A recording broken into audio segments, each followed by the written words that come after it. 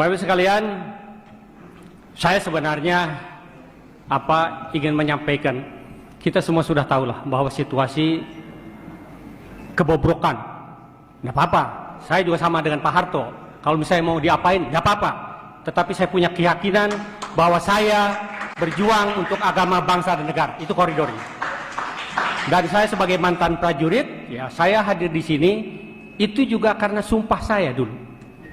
Sumpahnya diantaranya adalah demi Allah saya bersumpah, saya ya pribadi, bahwa saya akan setia kepada Negara Kesatuan Republik Indonesia yang berdasarkan Pancasila dan Undang-Undang Dasar 1945 yang asli, bukan yang sekarang Undang-Undang Dasar 2002, bukan yang asli. Jadi oleh karena itulah saya hadir di sini, gitu ya. Karena itu sampai yaumil akhir itu sumpah saya pribadi kepada Yang Maha Kuasa. Saya harus setia kepada negara, bukan kepada pemerintah. Kalau pemerintahnya itu amanah, ya, dia pegang itu pedoman kehidupan berbangsa dan bernegara, Pancasila dan UUD 45 yang asli, oh saya siap rela mati untuk kepentingan pemerintah. Tetapi manakala pemerintah ini mengakomodasi komunis, kemudian gayanya liberal kapitalis, enggak, saya siap mati untuk itu, untuk mengembalikan. Allahu Akbar. Jadi Bapak Ibu sekalian, ya kita sudah tahulah situasi negara ini. Kita jangan bohong. Jadi saya sebenarnya ada keprihatinan saya, ya, kepada adik-adik saya yang masih dinas.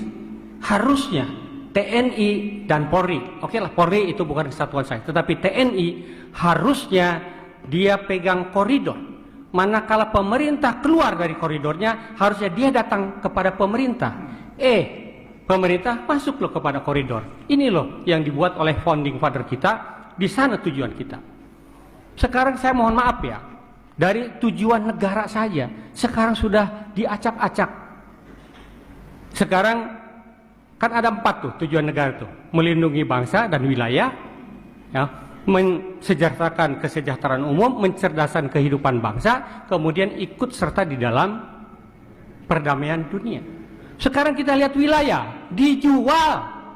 IKN tadi saya disampaikan oleh Pak Harto, 190 tahun. Siapa yang akan di sana? Ya. Saya ke BUMN sekarang, kalau saya tidak salah, boleh dikelola asing oleh 100% dikelola oleh asing. Padahal itu adalah sarana untuk entrepreneur bangsa kita.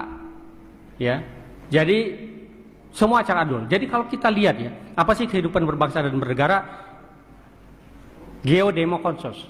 Ya, geografi, demografi, kemudian konsos, ipolexospud milhan.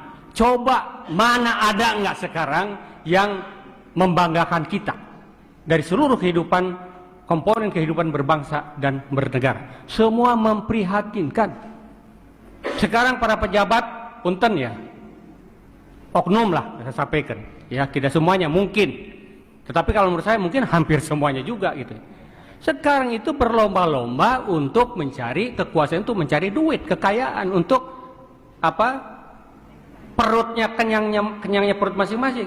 Loh saya prihatin, Pak, saya di Bandung tiap hari saya melihat itu bangsa pribumi yang harusnya mewarisi kekayaan negara ini hidup dari tong sampah satu ke tong sampah yang lainnya. Innalillahi. Kalau saya monitor ceramahnya Cak Emput atau Pak Mahfud, kalau pemerintah ini mengelola negara ini dengan benar dari tambang saja, harusnya pemerintah mampu menyantuni warga negaranya, mulai dari yang baru lahir sampai dengan ke yang mau game over 20 juta per bulan, harusnya. Tetapi sekarang apa yang dirasakan oleh rakyat, oleh masyarakat kita?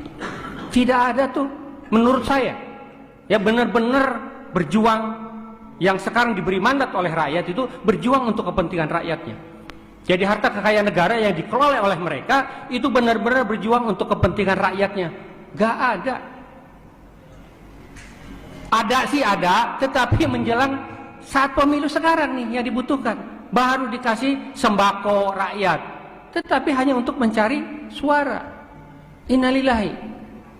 Jadi keprihatinan saya itu, Oleh karena itu, saya sudah sampaikan kepada siapapun, organisasi apapun, kalau saya diajak untuk membela agama, bangsa dan negara ini, ya, mensejahterakan rakyat, saya ikut. Mau dijadikan sebagai anggota pun saya ikut.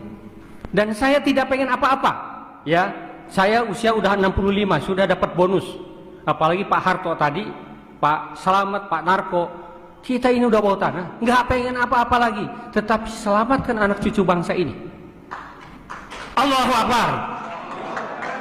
Ya, jadi sekali lagi saya sampaikan berkali, saya nggak pengen apa-apa, enggak.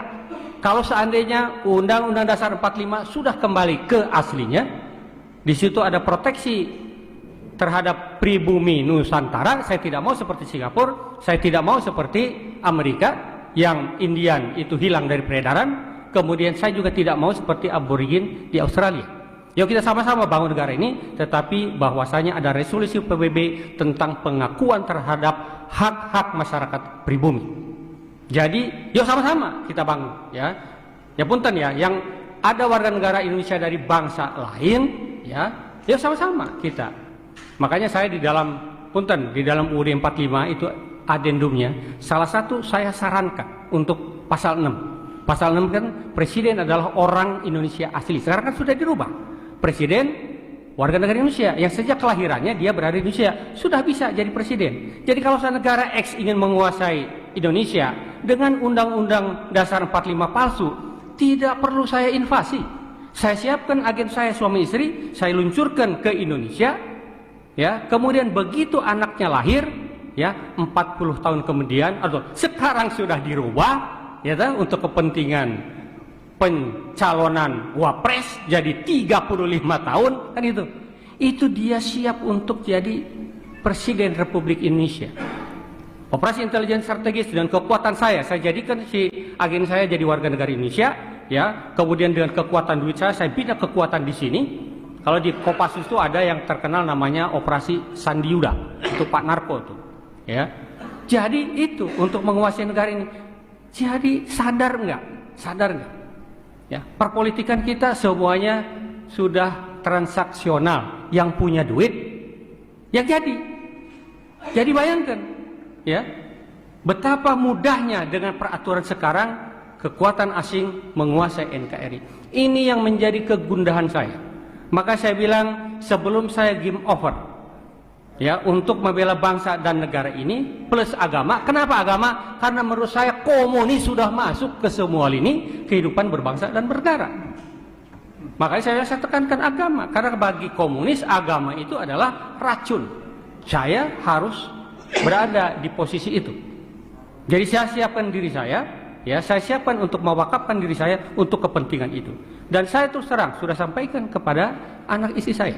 Pada saatnya Ibu Pertiwi memanggil, kalau memang itu untuk kepentingan agama, bangsa, negara, saya sudah cukup untuk tanggung jawab saya sebagai orang tua maupun sebagai suami.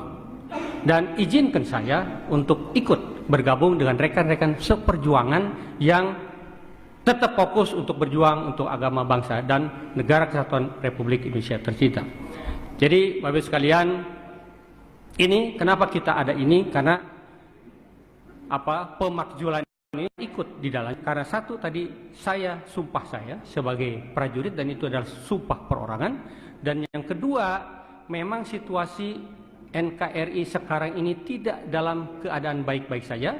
Ibu Pertiwi sedang sakit, perlu dibantu, perlu diingatkan, yang sekarang sedang bau reksok, kira-kira begitu. Yuk kita sama-sama, saya berharap mudah-mudahan kita tidak pesimis, Pak Harto, walaupun memang kalau secara normatif sekarang ini pemerintahan, kalau orang Sunda bilang pemerintahan kumaha aing, semau gue yang berkuasa kok, ya kan? Nggak akan, Pak, secara normatif nggak akan bisa digoyang, nggak bisa, ya. Tetapi paling tidak menyadarkan masyarakat bahwa situasi ini harus ada perubahan.